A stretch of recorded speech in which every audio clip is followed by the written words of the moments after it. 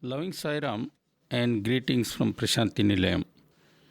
Shirdi Baba was the most enigmatic person. He was, to use a popular phrase, an enigma wrapped up in a mystery. By way of substantiating my remark, let me start off with an amazing practice of Baba that Hemant Pant describes. Quote, Baba knew dhoti poti, a hatha yoga practice. Without anybody's knowledge, he would go to some secluded spot, take a bath, and then bring out the intestines through the mouth, which he would then wash and hang them up to dry. Equidistant as the well from the mosque, there was a banyan tree, and beyond this tree was another well. To the latter well, Baba used to go every 2 days.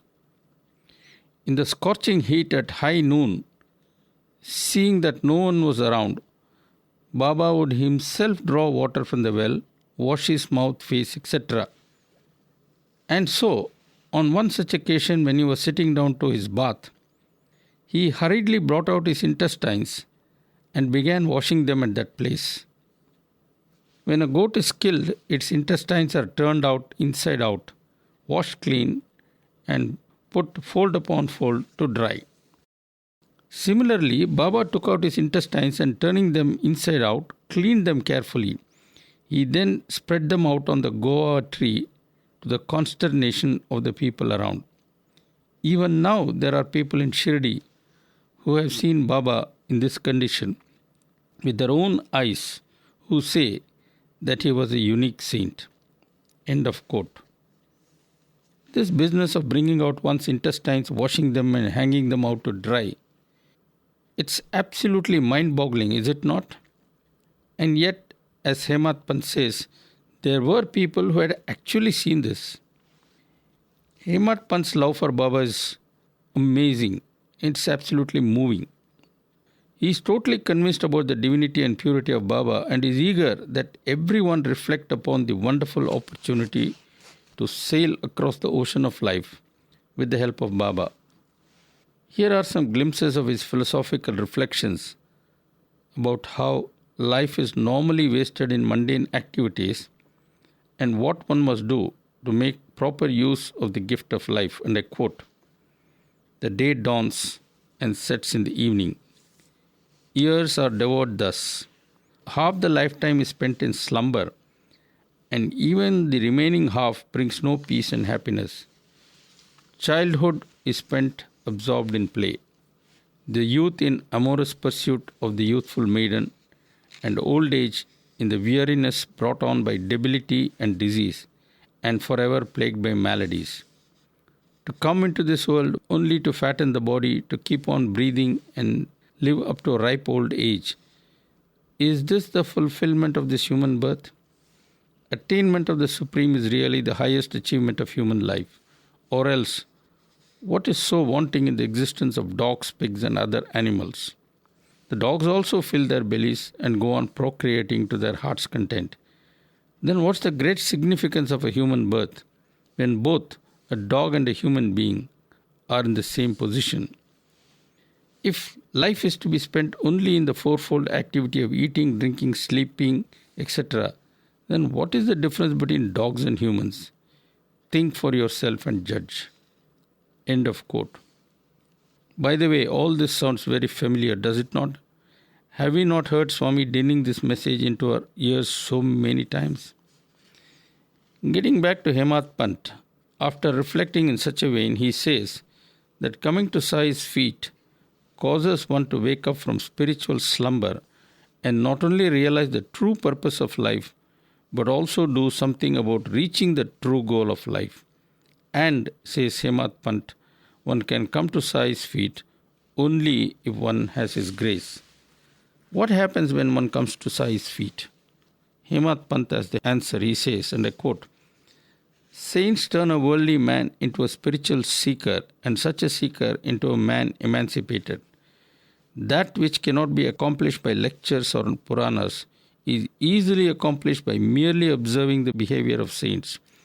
Their movements, their conduct are wordless instructions. Sai Maharaj was one of these great saints. with boundless spiritual wealth and grandeur, always self-absorbed. His conduct was yet like a fakir. He always looked upon all equally and had no attachment to me and mine, and was compassionate towards all beings, as he saw the Supreme Being in all creatures. Pleasure brought him no elation, sorrow brought him no grief. The wealthy and the pauper were to him the same. How can this wonderful state of mind be commonplace? End of quote. After describing Baba's exalted state thus, Pant now gives us a shock. Quote, he who could make a wealthy man of a pauper by merely lifting an eyebrow would, however, go from door to door with a joli or a cloth bag in hand. Blessed indeed are those at whose door Baba appeared to collect alms, and spreading out his palms cried, "O my daughter, bring me a quarter from your bakri, millet bread," etc. Picking up a tumbler in one hand and the joli in the other, he would go from door to door to a few fixed households every day. To receive the cooked rice or the bakri, he would spread out the joli, but the liquid dishes, whatever they may be, were all poured together into one tumbler. Every day in the morning he would collect alms in the village, with which he would satisfy his hunger and be content. And the alms, were they even collected regularly? No, indeed. Only when he felt so inclined would he go out for them.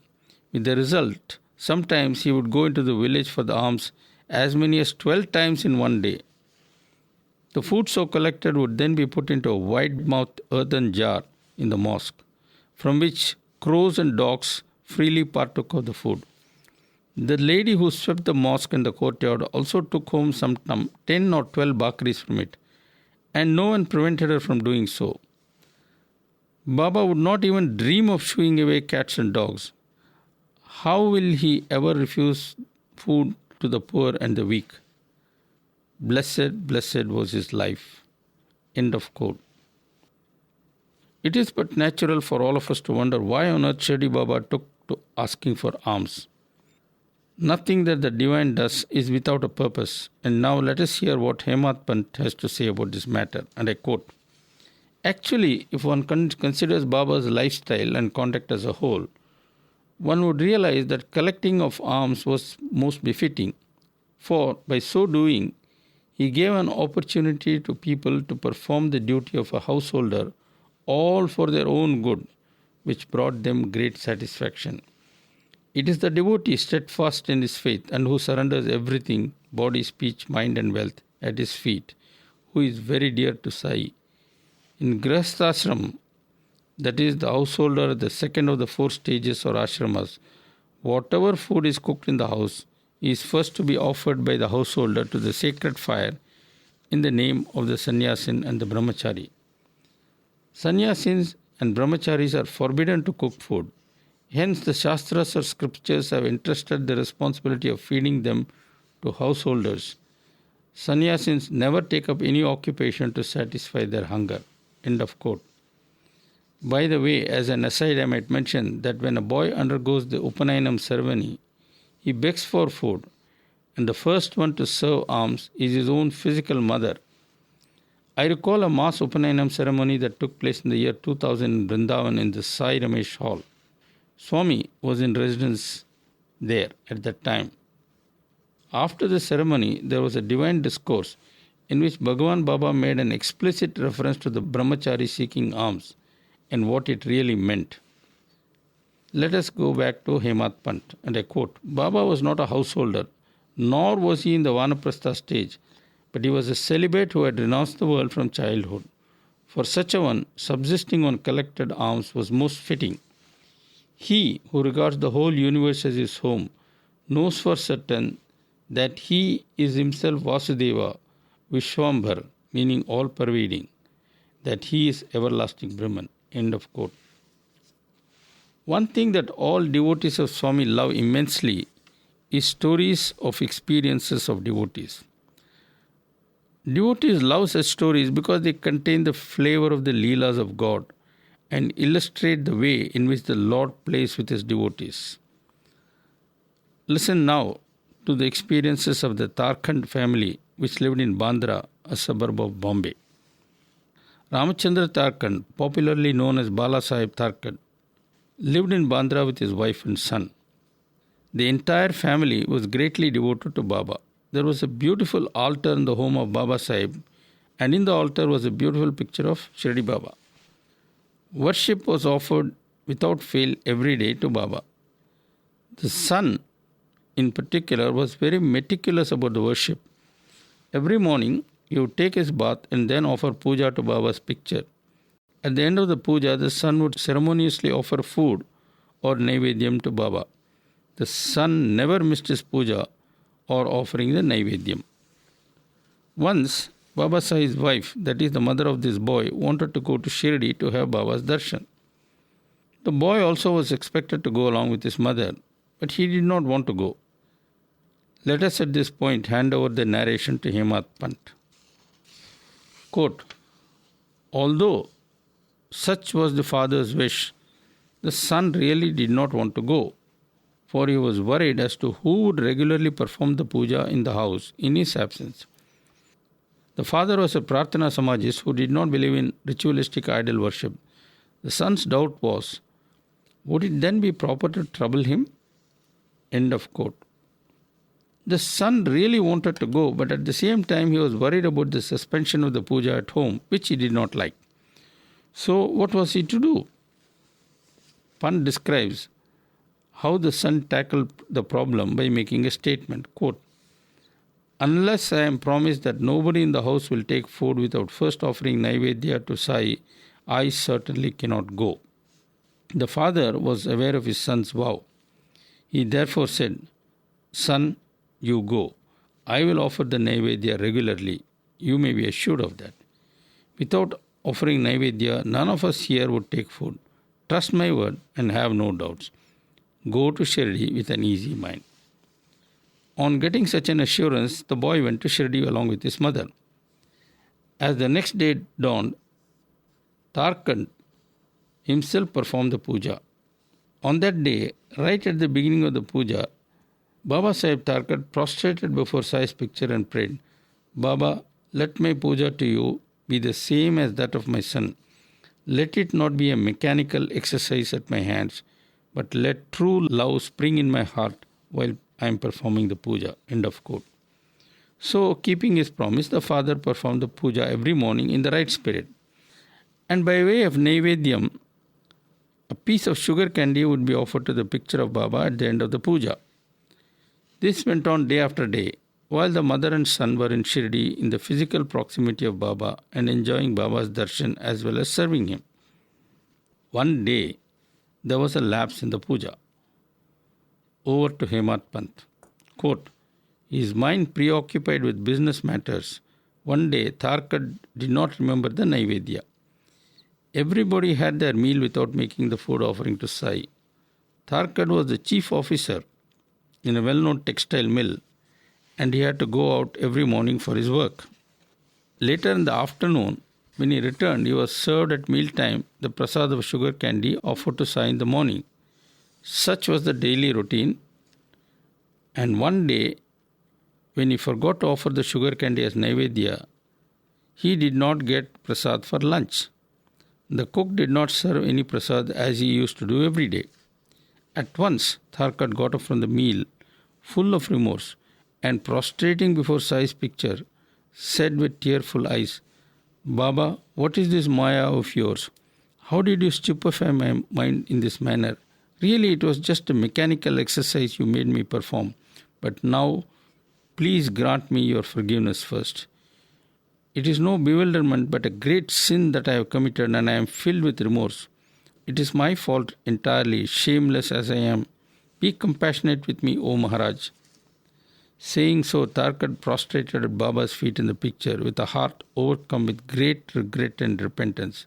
And he said, O compassionate Maharaj, have mercy on me. End of quote. This, as they say, is not the end of the story. Baba Sahib then wrote a letter of apology to his son, giving all the details of his lapse.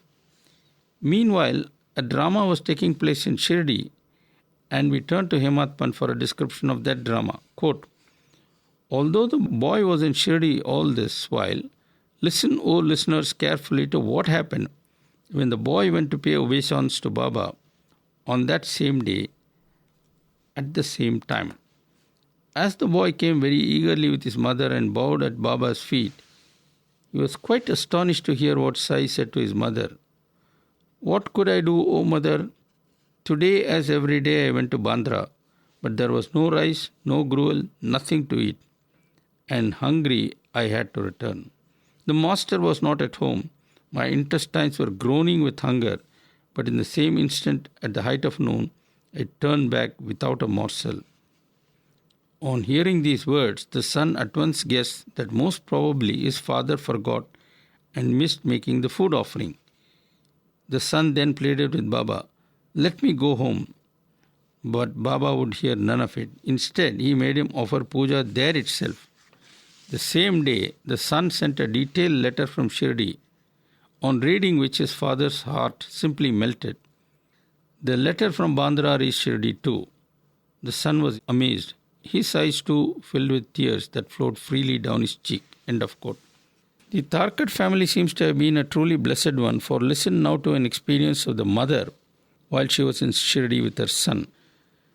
The mother and son were staying in a room and had their meals in an eating place where food was served on payment. It was lunchtime one day. Lunch had been served to the people in the place where she was staying, and that included this lady. Just then, a dog came near to where the lady was sitting. Over now to Hemant Pant. Quote, the lady at once gave a quarter of the bakari from her plate to the dog.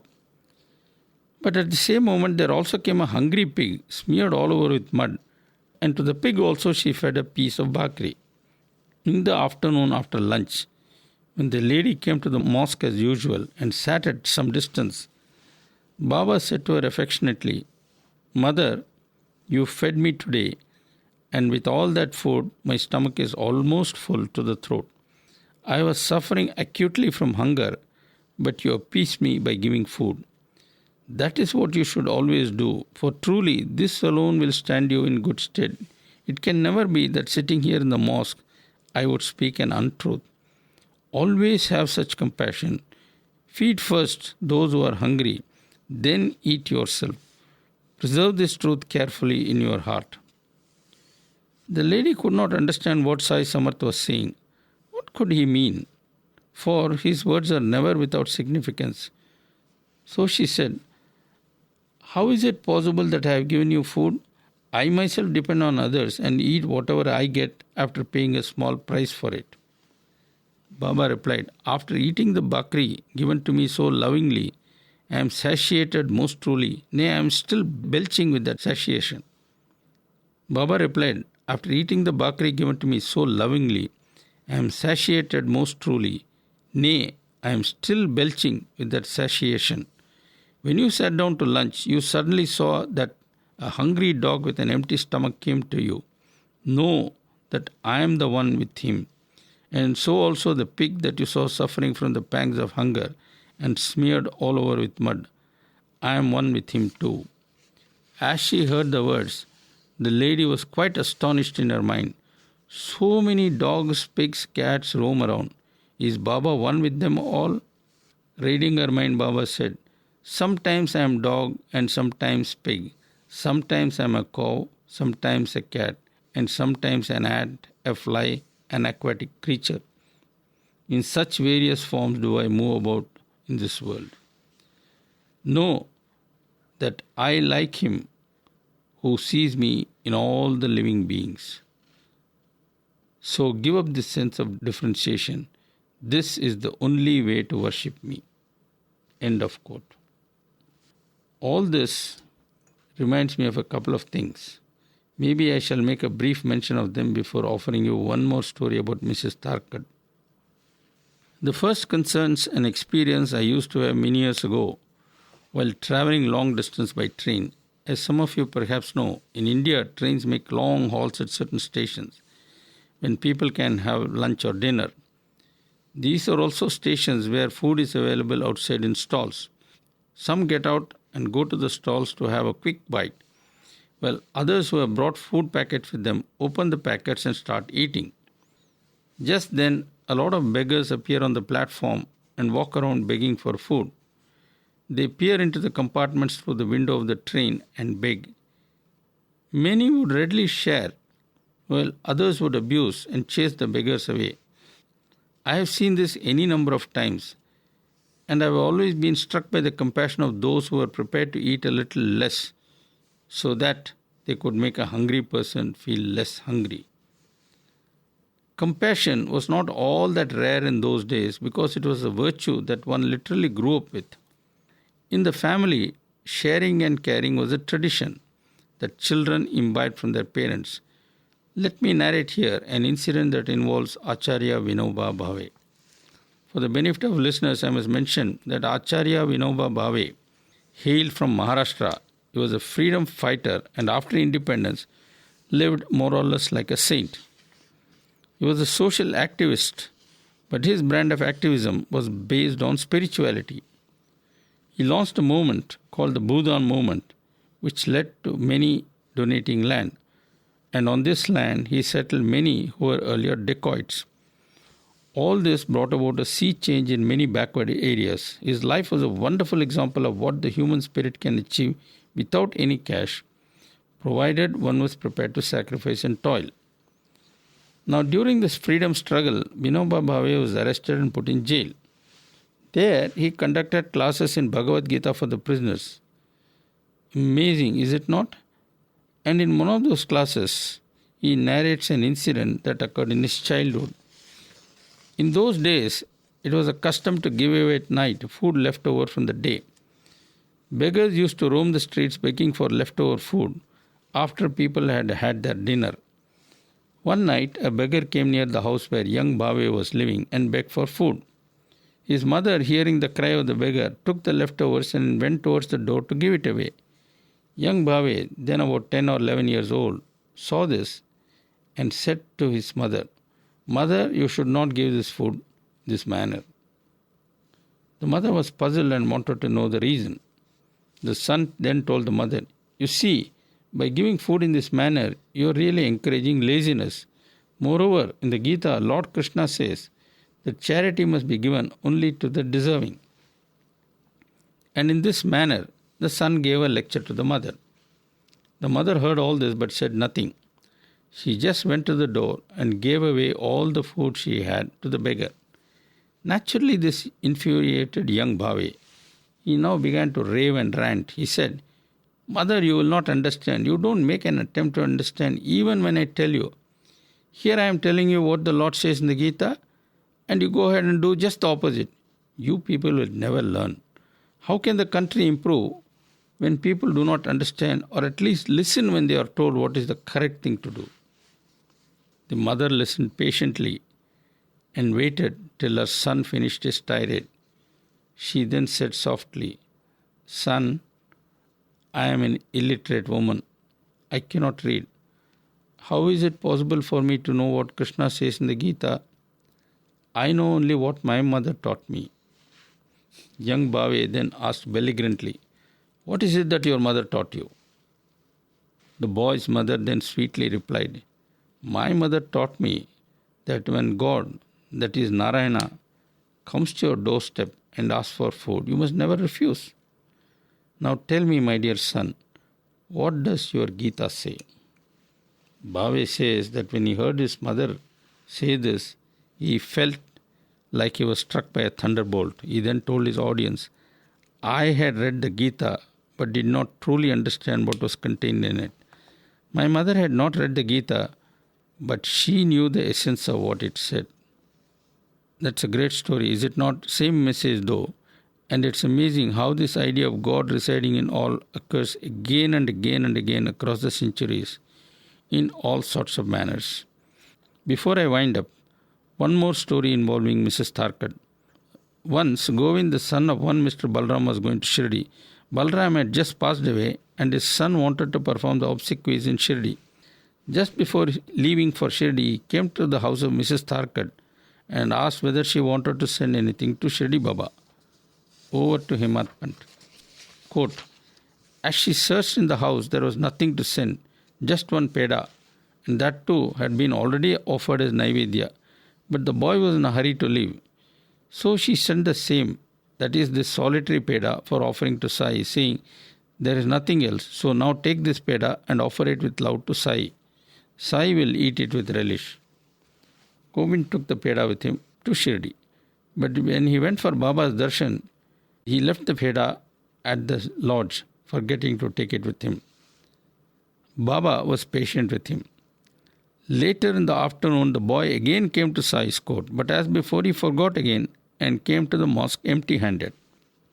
This time Baba asked him, "What have you brought for me?" When the boy replied nothing, Baba reminded him gently, "Has no one given you anything for me?" The boy said no. Then Sai Samarth asked him directly, "My boy, did not mother very lovingly send with you some sweets for me when you left home?" It was only then that the boy remembered. Running, he went to the lodge, brought the peda and offered it to Sai. The moment it came into the hand, Baba at once put it in his mouth and gratified the mother's feelings. It is thus that this Sai, the great Mahatma, glorifies love and devotion by giving each devotee the experience according to his faith. End of quote.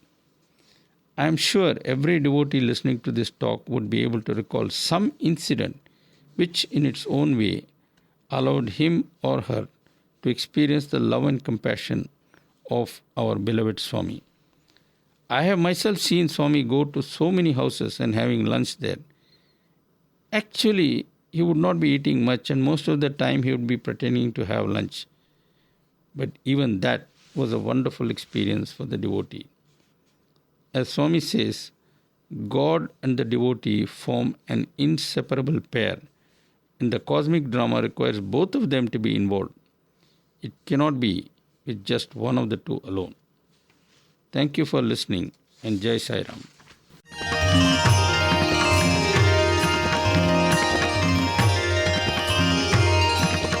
धर्म भक्ति ज्ञान बाजारी माल, धर्म भक्ति ज्ञान बाजारी माल, money जो वाटेल तोची घ्यावा, मनी जो वाटेल तोची घ्यावा, तिघांची किंमत एक आहे जाणा, तिघांची किंमत एक आहे जाणा, फळही तिघांना एकची हो, फळही तिघांना एकची हो, भावरूपी द्रव्य पाहिजे तयासी, भावरूपी द्रव्य पाहिजे तयासी, साई सद्गुरुसी तुझे न लगे, साई सद्गुरुसी तुझे न लगे, गणू म्हणे भाव नाणे जयापाशी, गणू म्हणे भाव नाणे जयापाशी, गणू म्हणे भाव नाणे जयापाशी, गणू म्हणे भाव नाणे जयापाशी, त्याने बाजाराशी येथे जावे,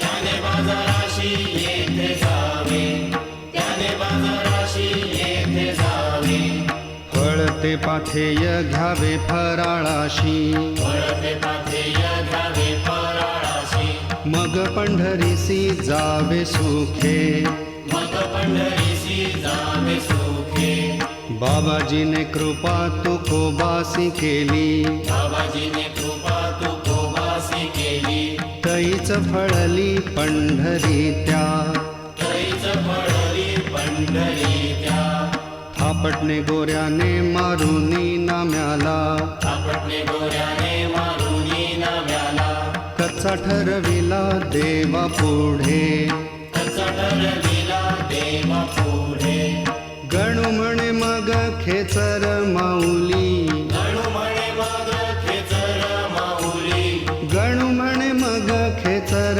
माऊली, गणू म्हणे मग खेचर माऊली, नाम्याने वंदिली कल्याणार्थ,